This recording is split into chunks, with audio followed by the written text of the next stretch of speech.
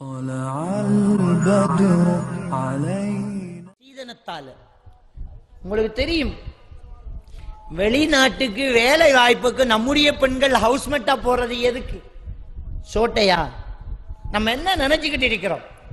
வெளிநாட்டுல ஹவுஸ்மேட் ஒன்று வேலைக்கு போகுதுன்னா நம்ம என்ன நினைச்சிட்டு இருக்கிறோம்?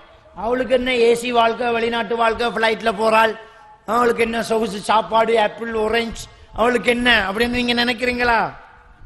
ஒரு ஹவுஸ்மேட் அங்க படுற பாடு தெரியுமா? ஒரு பெண் எங்கேயோ ஒருத்தி போய் நல்லா இருந்துட்டு வந்திருப்பாள், அந்த வெளிநாட்டில் போய் ஒரு பெண் படுற பாடு தெரியுமா? ஒரு வேலை செய்யக்கூடியவர்கள் எவ்வளவு கஷ்டப்படுறான்னு தெரியுமா? நம்ம ஊர்ல இருந்துட்டு 2 பிள்ளை ஒரு புருஷனுக்கு சமைச்சு கொடுத்து இடுப்பு வலி தாங்க முடியாம அவன் படுத்துட்டு இருக்கிறான், அதுக்கு அவளுக்கு நேரம் இருக்குது. ஆனால் இந்த வெளிநாட்டுக்கு வேலைக்காக போகக்கூடியவங்க என்ன பாடுபடுத்தப்படுறாங்கன்னு நம்ம தெரியுமா? ஜன்னல் கம்பியை துடைக்க சொல்லுவான், கதவை துடைக்க சொல்லுவான், அந்த சுவர்ல உள்ள சின்ன இடுக்குகளை துடைக்க சொல்லுவான், மாடிப்படியில கம்பியெல்லாம் துடைக்க சொல்லுவான். சும்மா இருந்ததை பார்த்து அவனுக்கு பிடிக்காது. ஏன் சும்மா இருக்கிற? இந்த மாடிப்படியை துறை, இந்த கம்பியை துறை, ஃப்ரிட்ஜில் இருக்கிற சாமான்லாம் எடுத்து வச்சு கழுவு, திரும்ப சாமான்லாம் அடுக்கி வை, இந்த உடுப்பெல்லாம் கழுவு, கழுவினெல்லாம் ஐம்பண்ணு, பாத்திரங்களை எல்லாம் கழுவு, சம. இப்ப சும்மா இருக்கிறையா? காபட்டை எடுக்கும், காபட்டை கழுவணும், நிலத்தில் இருக்கிற காபட்டை கழுவணும். தூக்க முடியுமா அந்த பெண்ணால? தூங்க முடியுமா அந்த பெண்ணால?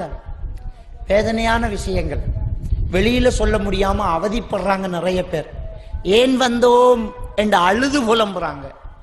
வீட்டுக்கு உட்கார்ந்து ஒரு காகிதம் எழுதக்கூட நேரம் இல்லாத ஒரு காலம் அந்த வெளிநாட்டு வாழ்க்கை காலம். இப்பெல்லாம் போன்ல பேசி அனுப்புறாங்க, வசதிப்படும் போது ஒரு வார்த்தை பேசி வாட்ஸ்அப்ல போட்டுறாங்க. ஆனால் ஆரம்ப காலங்கள்ல ஒரு கெசட் பேசி அனுப்புவாங்க. ஒரு மாசம் இங்கிருந்து ஒரு கெசட் போக, ஒரு மாசம் அங்கிருந்து ஒரு கெசட் வேற. போஸ்ட்மேனை பார்த்துக்கிட்டே இருப்பாங்க, மாசம் ஆகி போச்சு, கடிதம் பெறும், கெசட் வரும் என்று. அந்த கெசட் அப்பெல்லாம் போட்டு பார்த்தா தெரியும். பழைய வெளிநாட்டுக்கு போன உறவுக்காரர்கள கெசட்டை கொஞ்சம் நிதானமாக சிந்திச்சு பாருங்க. அந்த கெசட்ல 4 வார்த்தை பேசிட்டு அதை ஓஃப் பண்ணி இருக்கும், மீண்டும் கட்டை நசிக்கிற சத்தம் கேட்கும், மீண்டும் ஒரு 4 வார்த்தை பேசுவாங்க. ஒரு 5 நிமிஷம் அழுதுகிட்டு பேசி அடுத்த 5 நிமிஷம் சிரிச்சுக்கிட்டு பேசுறாள் என்ன அர்த்தம்? இது பேசியது ஒரு நாள், அது பேசியது இன்னொரு நாள். அவளுக்கு கிடைத்த நேரம் எவ்வளவோ அவ்வளவு நேரத்தில் பேசுவாள். அவள் பேசும்போது அவளுடைய உடல் வலி எவ்வளவோ அவ்வளவு அழுகை அவளுக்கு வரும். 5 நிமிஷமாக பேசி 10 நிமிஷமாக பேசி ஒரு மாசம் முழுக்க பேசி ஒரு கெசட் வருது என்றால் அவள் எவ்வளவு வேலை செய்து கொண்டிருக்கிறாள். இத்தனையும் செஞ்சு கார் கழுவணும், இத்தனையும் செஞ்சு மத்த பொண்டாட்டிட வீட்டை வேலைக்கு போகணும், இன்னொரு வீட்டுக்கு வேலைக்கு போகணும். இவ்வளவெல்லாம் கஷ்டப்பட்டு ஒரு பெண் வெளிநாட்டிலிருந்து உழைத்து இரத்தத்தை அவளையே உதிர்த்து வியர்வையாக கழித்து வேதனைகளோடு அவள் அனுப்பக்கூடிய அந்த பணம் இங்கு ஒரு ஆசாமி வந்து அசை போடுவதற்கு இங்கே சீதனமாகிறது. ஒவ்வொரு வீட்டுக்கு பின்னாலும் ஒவ்வொரு கல்லுக்கு பின்னாலும் எவ்வளவு வியர்வைகள் இருக்கிறது, எவ்வளவு மனவேதனைகள் இருக்கிறதுங்கிறது யாருக்கு தெரியும்? நம்மளும் அந்த நிலைக்கு வந்தால் தான் தெரியும். என்னமோ வெளிநாட்டில இருந்து காசு வருதுன்னு நம்ம நினைக்கிறோம். அந்த ஒவ்வொரு ரியாலுக்கும் எவ்வளவு கஷ்டம் இருக்கிறது என்று யாருக்கு தெரியும்? பெண்களை விடுங்கள், ஆண்கள் போய் வேலை செய்யறாங்க, இங்க வீட்டை பெண் பிள்ளைகள் இருக்கிறதுனால அல்லது சகோதரிகள் இருக்கிறதுனால ஒரு ஆண் வெளிநாட்டில் போய் உழைக்கிறான், வேலை செய்யறான். என்ன வேலைக்கு போறான்? இன்ஜினியர் வேலைக்கு போறானா? என்ன கவர்மெண்ட் ஜாப்புக்கு போறானா? ஒண்ணுமே படிக்கல, பாஸ்போர்ட் எடுக்கான், லேபர் விசா போயிட்டே இருக்கான். என்ன வேலை கிடைக்குமோன்னு ஏங்கிட்டே பிளைட்ல பறக்கிறான். பாலைவனத்தில் ஒட்டகம் மேய்க்க சிலருக்கு வரும், அந்த கடும் வெயிலில் ரோட்டு போற வேலை சிலருக்கு வரும். எவ்வளவு கஷ்டமான வேலைகள், எவ்வளவு வேதனையான ஒரு வேலைகள். இந்த வெயில் வெறிச்சு கொட்டுது, நமக்கு தாங்க முடியல. அந்த வெயில கொஞ்சம் சிந்திச்சு பாருங்க. சவுதி அரேபியாவினுடைய வெயில கொஞ்சம் சிந்திச்சு பாருங்க. அந்த வெயில்ல ஒரு மனிதன் வெளியில நிக்க முடியுமா? ஏறினா வாகனத்துல ஏசி, இறங்கினா வீட்டுக்குள்ள ஏசி, அப்படித்தான் அந்த மனுஷனே வாழ்ந்துகிட்டு இருக்கிறான். முடியல ரோட்டை விட்டு வெளியிறங்குறது, வீட்டை விட்டு வெளியில வரத்துக்கு முடியல. ஆனா நம்ம ரோட்டு போட்டு நிக்கிறான்.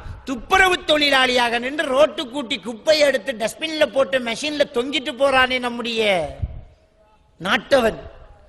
ஏன் அந்த வேர்வைக்குள்ள அவ்வளவு வேதனைக்குள்ள அவன் வாழ்ந்துகிட்டு இருக்கிறான்? அவன் போட்டோ அனுப்ப மட்டும் ஒரு வெள்ளிக்கிழமை ஒரு லீவு நாள் ஒரு கார்ல சாய்ந்திருந்து ஒரு போட்டோ அனுப்புவான். நம்முடைய மனைவி மக்கள் எல்லாம் நம்ம கஷ்டப்படுறத தெரிஞ்சிடக்கூடாதுங்கிறதுக்காக மறைச்சுக்கிட்டு இருக்கிறான். தகப்பன் என்ன லேசா நினைச்சுக்கிட்டாங்க. ஒரு தாய் குழந்தைய கர்ப்பத்துல தான் சுமக்கிறார். ஆனா ஒரு தகப்பன் அந்த குழந்தைய கடைசி வரைக்கும் தலையிலேயே சுமந்துகிட்டு இருக்கிறான். இந்த ஆண்கள் அழுவதில்லை, ஆண்கள் வெளியில் அழுகுறதில்லை, அதனால ஆண்கள் ஜாலியாக இருக்கிறாங்கன்னு நினைச்சிடக்கூடாது. ஒவ்வொரு ஆணும் தன்னுடைய குழந்தைகளுக்காக என்னெல்லாம் செய்கிறான், எவ்வளவு கஷ்டப்படுறான், அவனுடைய யோசனை முழுக்க அந்த பிள்ளைகளுடைய எண்ணமா தான் இருக்கும். ஆனால் கண்ணுக்கு தெரிகிற மிகப்பெரிய ஒரு அன்புள்ள ஒரு வில்லன் தகப்பன் தான். வெளியில் நம்மளை திருத்தணுங்கிறதுக்காக கடும் வார்த்தைகள் பேசினாலும் மனசுக்குள்ள எவ்வளவு வேதனைகளை சுமந்துகிட்டு இருக்கிறார் ஒரு தகப்பன். அந்த வெளிநாட்டில் அந்த வெயில்ல வேலை செஞ்சுக்கிட்டு இருக்கிறான், டின் புறக்கிட்டு இருக்கிறான். உங்களுக்கு தெரியுமா? அது என்னட்ட வெக்கத்தை விட்டு ஒருத்தன் சொன்னான், நாங்க டின் புறக்குறோம் சவுதியில் அப்படின்னு. ஒரு பயான் நிகழ்ச்சிக்காக அரபு நாட்டுக்கு போறோம். அங்க அந்த வேலைக்கு வந்த நம்முடைய நாட்டவர்களை சந்திச்சு பேசணும். உண்மையை சொல்லுங்க, நீங்க என்ன செய்யறீங்க, எப்படி வாழ்க்கை போகுது அப்படின்னு சொன்னா அழுது உடனே ஒருத்தன் கண்ணால் அப்படியே கொட்டிட்டான்.